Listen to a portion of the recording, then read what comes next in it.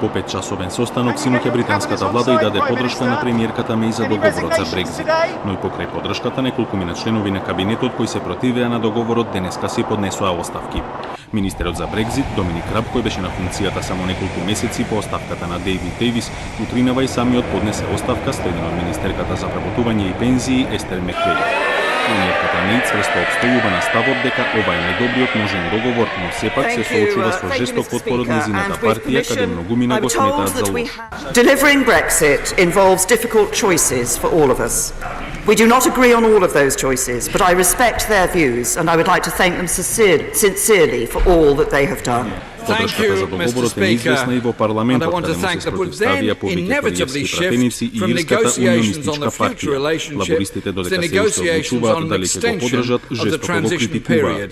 The withdrawal agreement is a leap in the dark, an ill-defined deal by a never-defined date.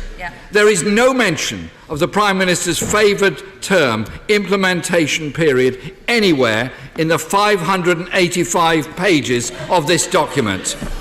And no wonder. There is precious little new to implement spelt out in either the agreement or the political declaration. Председателот на Европскиот совет Доналд Туск утринава ја поздрави одлуката на владата и потврди дека советот за Брекзит ќе се одржи на 25 ноември.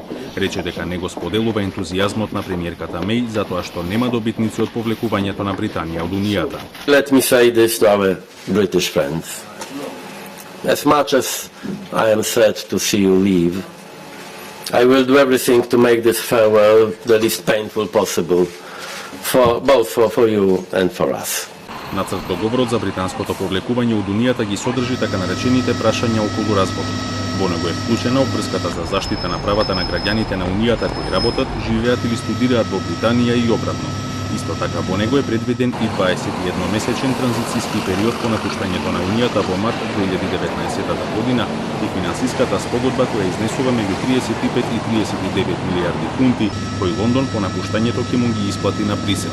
Најважно од се за британската страна во него е вклучен и така наречениот бекстоп, со кој се гарантира дека нема да се вратат контролите на граничните премини меѓу Северна Ирска и Република Ирска, без разлика како ќе бидат уредени идните односи меѓу Велика Британија и Европската Унија.